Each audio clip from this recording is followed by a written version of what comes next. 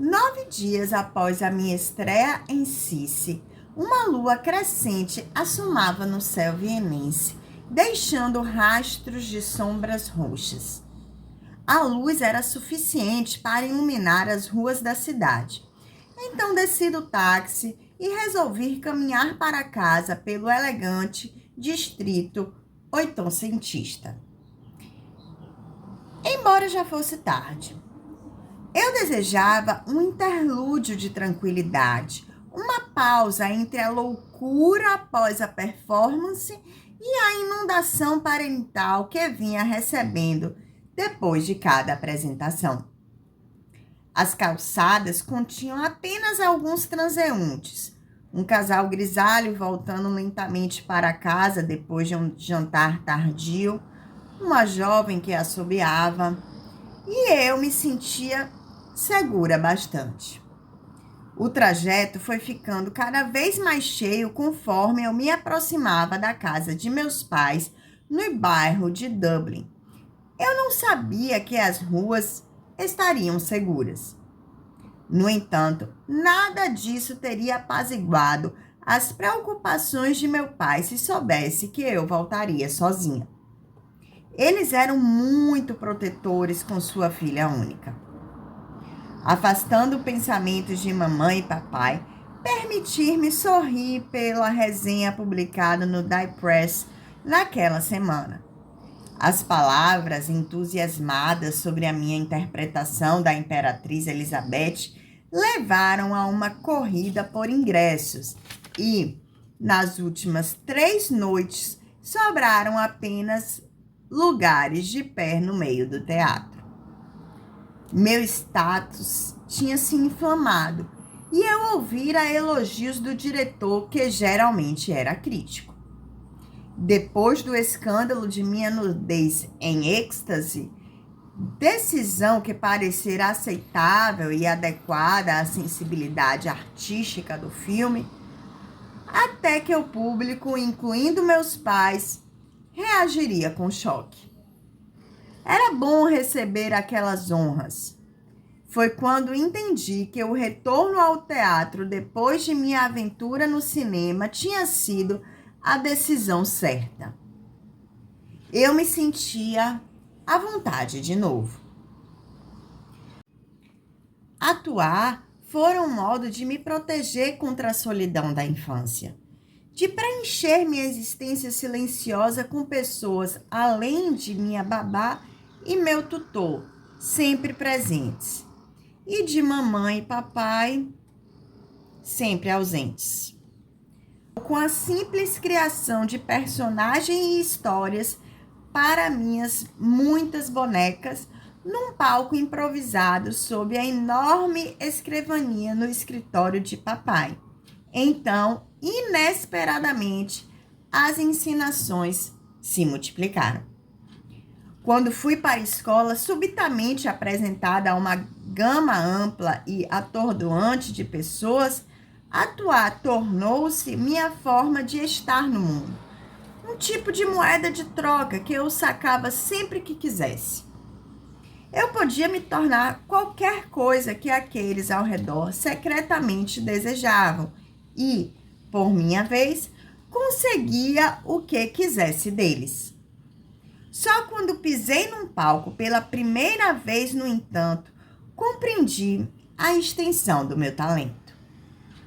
Eu era capaz de me enterrar e assumir a máscara de uma pessoa completamente diferente, uma máscara entalhada por um diretor ou um autor. Eu podia virar meu olhar para o público e exercer minha capacidade de influenciá-los. A única sombra sobre toda essa luz de Sissi era a entrega diária de rosas. A cor mudava, mas não o volume. Eu tinha recebido flores de todos os tipos, até de uma violeta raro e delicado, mas sempre exatamente uma dúzia de buquês. Era obsceno. Pelo menos o método de entrega tinha mudado. Os lanterninhas não me entregavam mais as rosas no palco, com toda aquela cerimônia. Agora, eles discretamente as colocavam em meu camarim durante o final da peça. Misterioso Sr. Middle. Pensei que eu tinha visto entre os espectadores no cobiçado assento da terceira fileira em diversas ocasiões, mas não estava certa disso. Ele não tentara se comunicar comigo depois do bilhete com as primeiras rosas até aquela noite. Um cartão com borda dourada enfiado entre as flores de um amarelo vibrante, que era precisamente a cor do meu vestido, continha as seguintes palavras manuscritas. Cara senhora Kistler, eu gostaria muito de ter a honra de levá-la para jantar no restaurante do Hotel Imperial depois da apresentação. Se a ideia lhe for agradável, por favor, avise meu chofer que a esperará na porta dos bastidores até a meia-noite. Afetuosamente, Sr. Frederick Middle. Meus pais ficariam desesperados se eu sequer considerasse me encontrar com um estranho desacompanhada no restaurante de um hotel, mesmo sendo o famoso estabelecimento do arquiteto Joseph Hoffman. No entanto, as informações que eu reunira sobre o Sr. Middle garantiram que eu não ultrapassaria esse limite. Perguntas cuidadosas tinham rendido mais informações sobre o meu misterioso benfeitor. Os poucos amigos que eu cultivara no universo do teatro ouviram dizer que ele era impulsionado pelo lucro, não pela moralidade daqueles a quem vendia seus armamentos. A informação mais interessante, porém, consegui espontaneamente da fornecedora oficial de segredos, a senhorita Lurby, que sussurrou que o Sr. Middle era favorecido pelo currículo de autocratas da direita que brotavam por toda a Europa. Isso me perturbou mais que tudo, uma vez que a Áustria lutava para manter sua independência cercada geograficamente por ditaduras famintas por territórios. Embora eu não ousasse jantar com ele no Hotel Imperial, tampouco podia continuar a ignorá-lo por completo.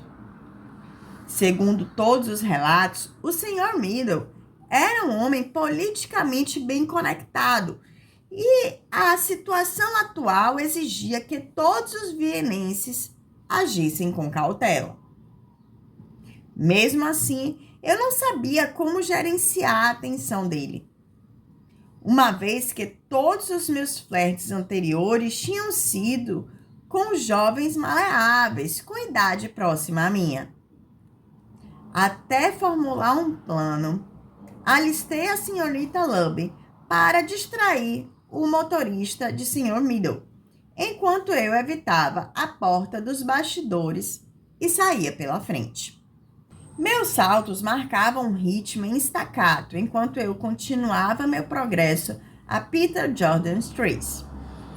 Passei pelas casas familiares de nossos vizinhos enquanto me aproximava dos meus pais, que chamavam de nossas casas de campo. Expressão não adequada que os residentes de Dublin usavam para descrever suas moradias. Era uma homenagem ao estilo arquitetônico inglês das casas do bairro, amplas e arejadas, construídas ao redor de jardins familiares fechados, mas passavam uma ideia falsa do tamanho, que era considerável. Algumas casas da residência dos meus pais, a luz pareceu diminuir. Ergui os olhos para ver se as nuvens encobriam a lua, mas ela continuava brilhando forte. Eu nunca tinha notado o fenômeno antes, mas também, quase nunca andava sozinha por lá à noite.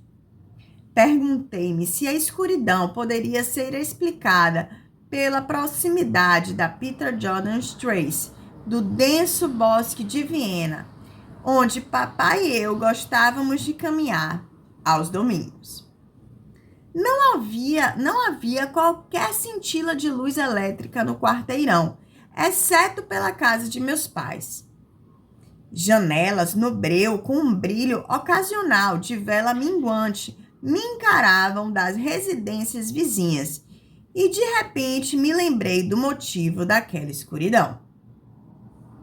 Muitos dos habitantes do enclave de Dublin honravam a tradição de evitar o uso de eletricidade entre o pôr do sol da sexta e o pôr do sol do sábado, embora seus hábitos religiosos não tendessem à ortodoxia dessa prática.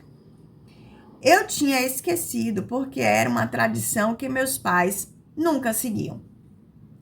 Era Sabá em Dublin, bairro judeu em uma terra católica.